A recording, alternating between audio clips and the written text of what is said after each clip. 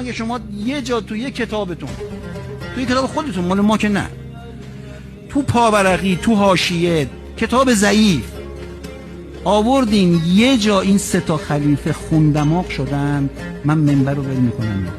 نه مجاهد که نبودن، بگو گرما زده شد. به خدا آقا بگین گرما زده شد. هر جا جنگ بوده اینا فرار کرد. در احد آقا انقدر فرار کرد خلیفه سوم، بعد 3 روز اومد.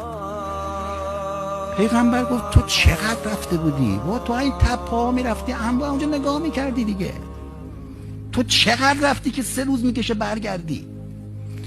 همون جایی که اینا فرار میکردن علی 90 زخم برداشت و جان پیغمبر رو حفظ کرد. آدم چی بگه آقا راجع به این مرد؟ به خدا تو همون ساعتی که اینا فرار میکردن به راحتی علی 90 زخم برداشت و جان پیغمبر رو حفظ کرد. میگه بعضی از این ضربه ها انقدر کاری بود من با صورت میخوردم زمین، ملائکه بلندم میکرد، میگفتم پاشو، هیچکی نمونده، همه رفتن. لا فتا. آخر آقا ذوالفقار براش آوردن، شمشیرش شکست، ملائکه ذوالفقار گفتن دفاع کن، با این بجنگ. آخر میخوندن ملائکه لا فتا الا علی، لا